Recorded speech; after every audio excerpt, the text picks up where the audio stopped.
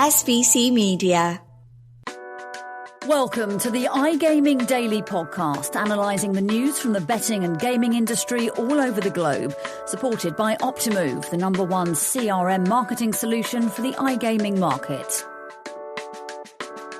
A busy morning saw Flutter publish its full year 2023 pre-close trading update, as industry and City eyes closely monitor the giant's developments ahead of its New York listing on Monday next week.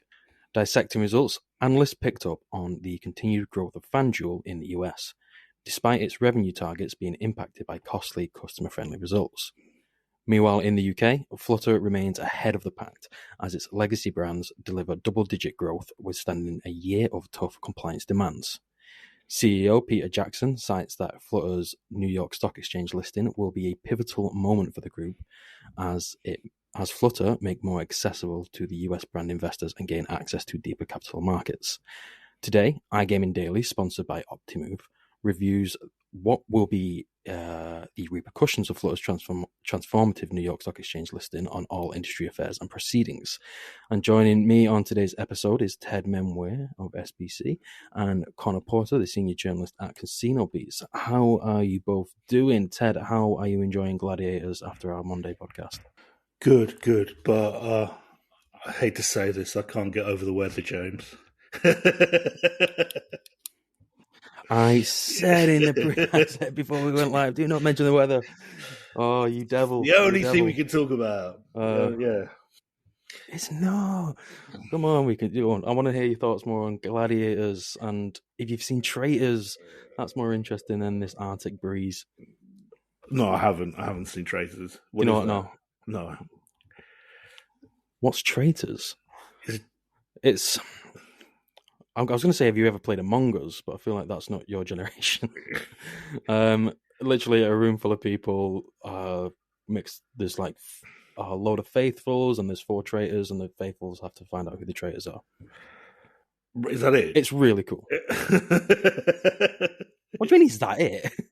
No, look, my game show I've ever seen. Brain capacity can only handle Gladiators now. Okay, that is the only thing that this industry should know. Right, well, I'm moving away from you because you mentioned the weather. So, Connor, how are you? Don't mention the weather. Well, I've not been watching Gladiators either, so I'm running out of things that we could potentially talk about that are maybe popular in the SBC newsroom at the moment, according to you two. So. What's interesting in the life of Connor? What's interesting in the life of Connor? Well, Nottingham Forest progressed in the FA Cup to the 4th round, so that's always good, but only narrowly beating Blackpool in extra time. So how good it is, I don't know. Of course, they got the whole situation going on with the Premier League too, with the finances. So yeah, I don't want to talk too much about that either. So. We probably should have just gone with the weather. Yeah. Cool. Yeah, like I mentioned in the introduction, we're going to be talking about Flutter today because they just released their full year 2023 pre-close trading update. Before we jump onto that, though, it's an ideal time to mention our supporter of today's podcast, and that is Optimove, the #1 CRM marketing solution for the iGaming market. So 56% of the EGR Power 50 have personalized player experiences with Optimove. And for anyone who's attending ICE next month in February, visit Optimove's stand, mention that you've listened to the iGaming Daily podcast, and you will receive an Amazon gift card. So make sure you do that. I will keep mentioning this in every podcast because who doesn't like a free Amazon gift card? Cool. So in the first half, we're just going to talk about what's happened, what's come from the full year 2023 pre-close trading update. So Connor, do you just want to give us a overview of some of the highlights? So Flutter declared a total revenue in Q4 in their trading update of 2.7 billion, which is up 11% year over year and 15% year over year constant currency from the previous measurement in Q4 2022 of 2.4 billion, with an average monthly players rising by 12% as well, up to 13.6 million. Sports betting revenues improved as well overall for the group, 8% up on the year in Q4 to 1.7 billion, and gaming revenues up as well by 15% in Q4 on the year to $1 billion in total. If you exclude the US operations, given how well FanDuel performed, if you exclude those operations, group revenues up by 5% to $1.53 billion in Q4, with sports betting and gaming both increasing as well by 6% and 11% respectively.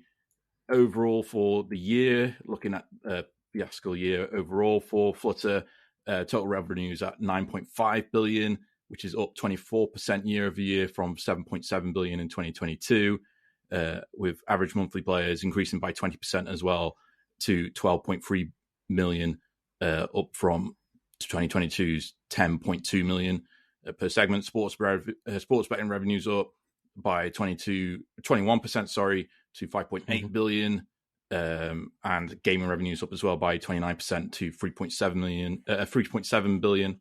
If you exclude US operations from the fiscal year overall, group revenue is up by 16% to 5.9 billion, and sports revenue and gaming revenue are up by 12% and 24% respectively. So yeah, overall, good positive signs for Flutter, especially in the US, which we'll talk about a lot more on this podcast. But they've also got some few changes in the UK too, and as well quite a significant impact in Australia as well, which I'm sure Ted will know much more about than myself, because that is the only region that they've suffered a revenue loss on the year and in the quarter as well. That's a nice. It's a number heavy overview. It's nice to get all the detailed figures. The numbers out the way, mate, and we can get them numbers out the way. Cool. And Ted, Conor mentioned Australia. Before I kind of asked you about what the reaction's been for Flutter since the statement was made and these financials were released, what's the impact in Australia? Why is it down? Well, look, Australian targets, it's been a tough year across the board for Australia, and for every kind of PLC based out there. There's been regulatory adjustments across every state, tougher compliance demands and tougher ID checks. Also, the way you kind of account and register your players. So there's been a much bigger demand on compliance within Australian licenses. Overall, Flutter saw kind of a 3% decrease in Australia to just over £350 million. So it's, considering what's happened in the market, actually, it's not that big of a headwind. The other thing about Flutter is that it did mention that it would kind of claw back its market share this year in Australia once it accommodated for these adjustments. So I don't see Australia as a huge problem for them, and they still maintain kind of the market outright leader in sports bet, in its sports bet brand. Cool. And what's the reaction been? What's the reflections of Flutter's post-close trading statement?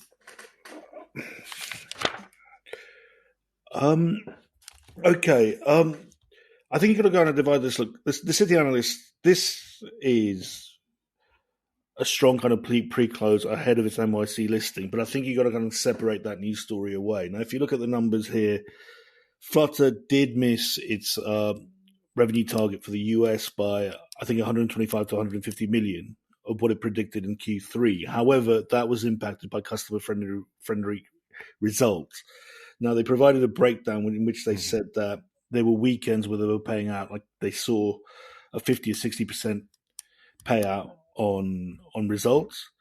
But at the same time, you have to kind of put that against how many operators would like to be in that position with the US. So they are still outpacing everyone. Now, in the UK, in what has been a tough year for every gaming PLC, they've managed to maintain 19% double-digit growth. And again, they showed kind of their operational prowess by kind of front-loading regulatory compliance costs in 2022 and they're now taking market share from in sports betting and casino. So that's actually bad news for their competitors in the UK. In terms of their international unit, that now accounts for 4 million active players a month. It's the unit that they predict that will have kind of the fastest growth share, even above the US. And it still has kind of the markets and key integrations out in Turkey to look forward to. So, these are very kind of positive. These are very big positives for a company that's seeking a dual listing. Mm-hmm. And kind of ahead of the listing, which is going to be on Monday next week, what is Flutter's message to the capital markets? And Conor, jump on you on this one, and then Ted, offer your thoughts. Well, when they initially announced the date of the New York Stock Exchange listing of January 29th, Peter Jackson, the CEO, was already expressing about Flutter's structural profitability in the US itself, given the strength that the FanDuel brand has over there, top performer in both sportsbook and in iGaming, as we have seen in these results. So confidence is sky high for them when it comes to the listing on the market and how they can progress in the region further with the liquid capital that's going to come from being on the stock exchange. So confidence is very high for Flutter going forward, given how strong the FanDuel brand is in the US as well. So the message to the capital markets is basically that when they're looking to invest into Flutter, they should be confident that they're going to see some good movements. But with that comes the added on pressure with more funds going into the company. The pressure is now on Flutter to keep on performing at such a high level within the US market. Cool. I just want to clarify something. I've been saying, just before you continue, Ted, I've been saying Monday next week.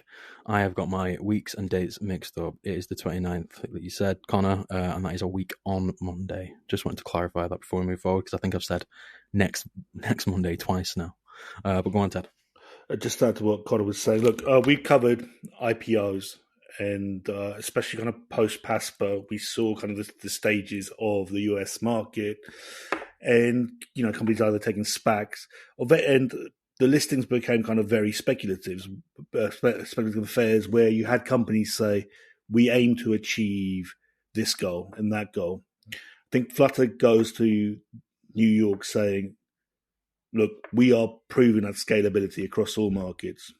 We are the number one at the developing proprietary technologies, and we have the most podium places across territories. And its message is crystal clear. They're going for the podium of podiums, and they believe that they are the stud or the horse to back in this race. And it's hard not to argue against that, just looking at these results. Mm-hmm.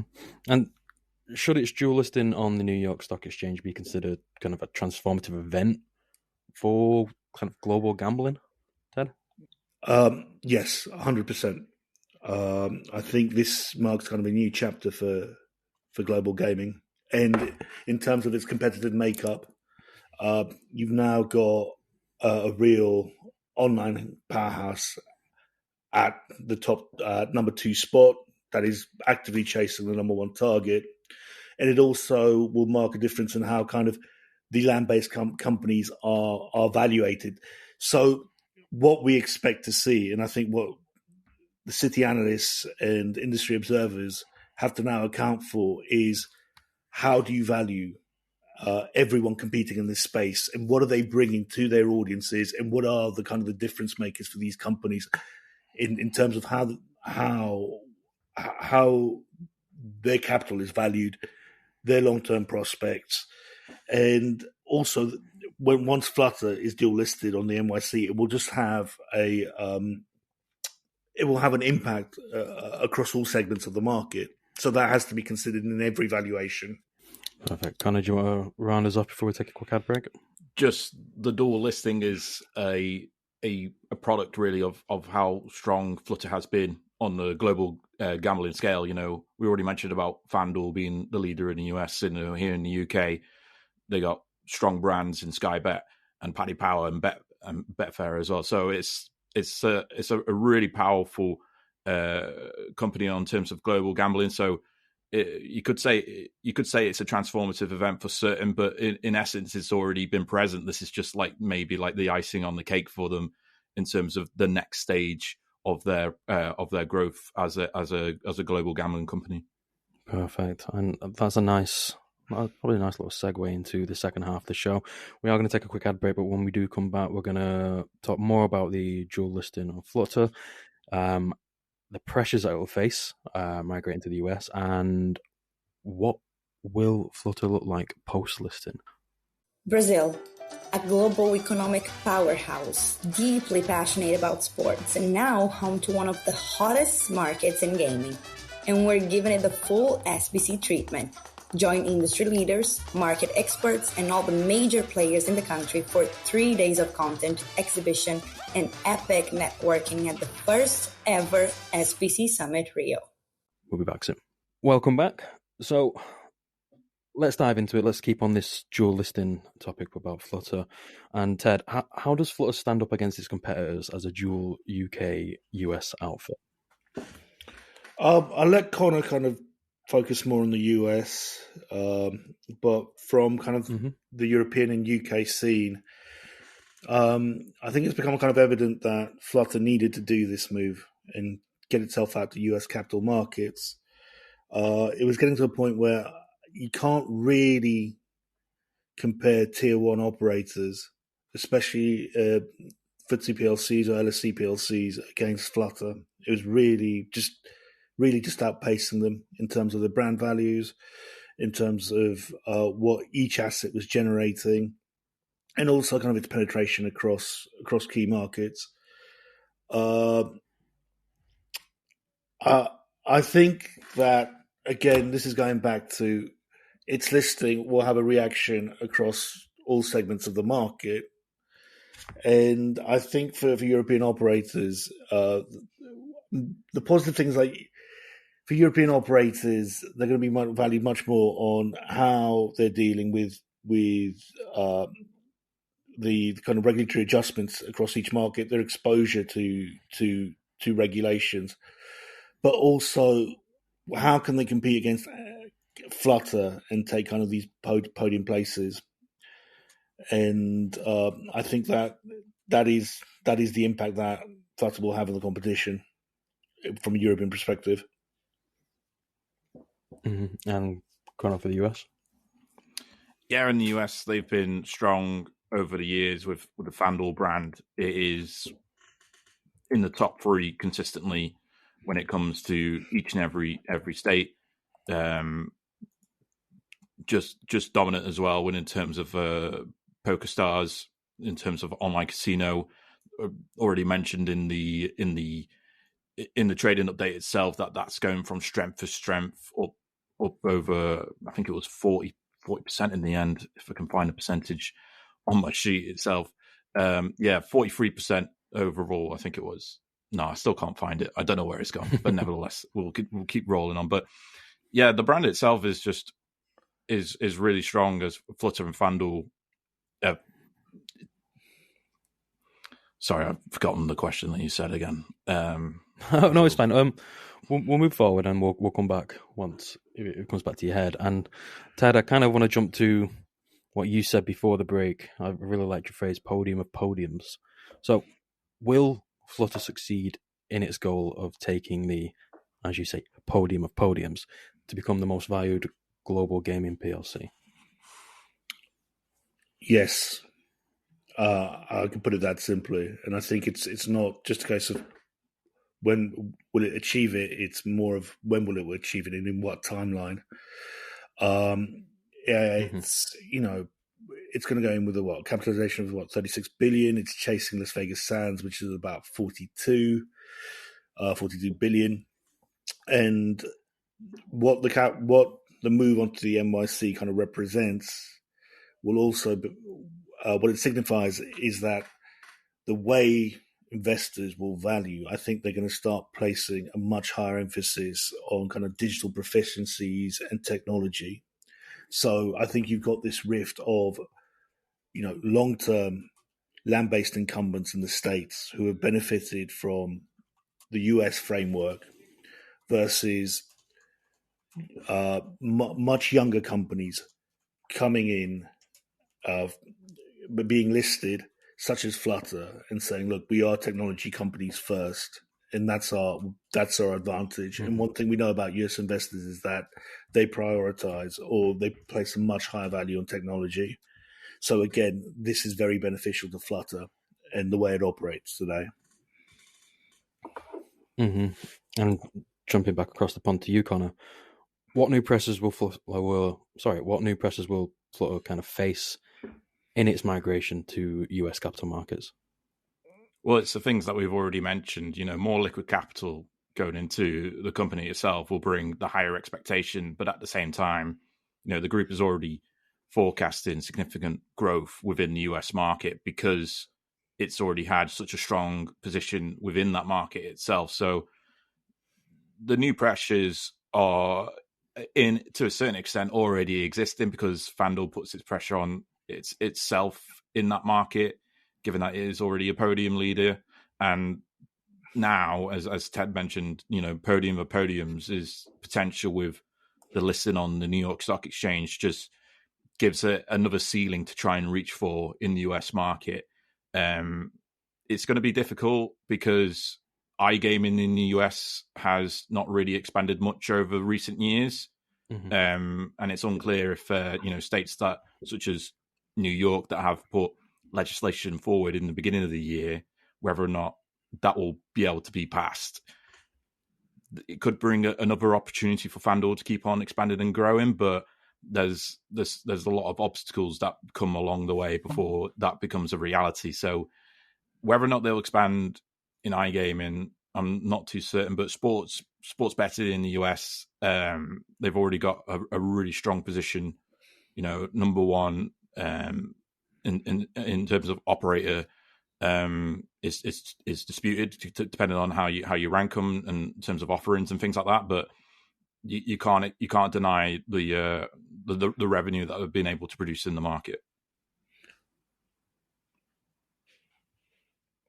Yeah, I mean, I'd add to that by saying that, look, actually, the one company that has benefited from kind of these ruptures in the market has been Flutter. Now, iGaming regulations aren't perfect, right? But in every market that it seems to go in, it pursues a top spot.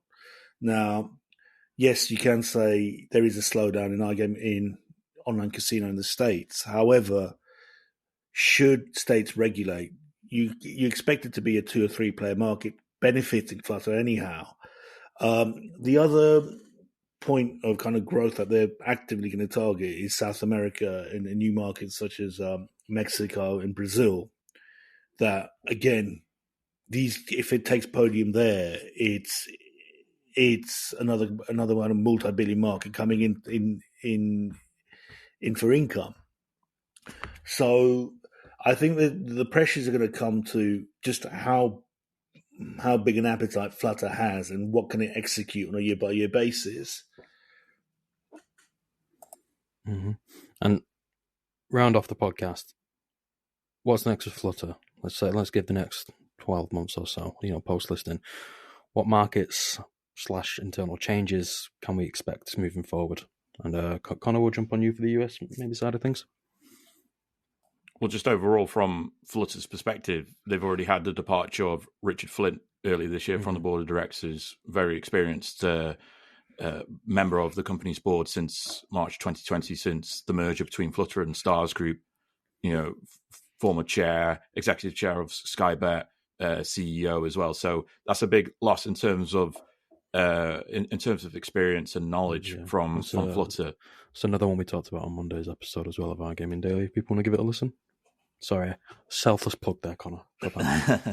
And also, just earlier this month as well, they completed the acquisition of MaxBet in Serbia. So that's is another growth for them on the European scale too. So, it's what Ted already mentioned. In terms of markets, it's difficult to say who else will regulate and legislate in the US. But Brazil is certainly going to be a big one for them. Once we get an idea as to when that market's going to officially launch online casino, it could be another opportunity for them to explore in South America as well. Mm-hmm. Wrap us up, Ted. Well, final thoughts. Look, as the title of the podcast says, I think 2024, all eyes on Flutter. And also, I think that you're talking about a company that's beginning a new chapter. And that could mean that I won't be surprised if there's lots of movements in terms of their leadership and boardroom ranks, because I think that they've got to that outcome they wanted, and they might want to transition to fresh leadership now. Maybe hire a US CEO, or maybe Peter Jackson's kind of come to like the right point to kind of end his tenure. So I won't be surprised if there is a departing CEO at some point this year. The other thing will be just, I think everyone will be eyeing Flutter's moves to see, which markets they're targeting, and also how much spend they're going to apply to each market to put the benchmark for growth and the actual scalability of each market. So that is what this player can do. It can just say, look, if we're going into any market, we can dominate it, but this is the cost of play and these are the terms of play, and we'll set that. And that's what I'm saying. That again, to me, this is a very, very transformative event for the industry as a whole. Mm-hmm. Yeah, you said all eyes will be on Flutter, and those eyes include SBC News and CasinoBeats. So if there's when there are any developments, which there will be, both Conor and Ted will be all over them. So to make sure to keep your eye out for CasinoBeats and SBC News for those articles. That's all we've got time for today. So Conor, Ted, thank you for joining us. Any articles from CasinoBeats and SBC News relevant to today's topic, I will leave a link in the description below. But apart from that, thank you for joining us, and make sure you tune in to the next episode of iGaming Daily. Thank you and goodbye. Thank you for listening to today's iGaming Daily podcast, supported by Optimove, the #1 CRM marketing solution for the iGaming market. If you want to find out more about some of the subjects raised today, feel free to explore any of the sites in the SBC News network, or check out the latest edition of the SBC Leaders magazine. Happy reading.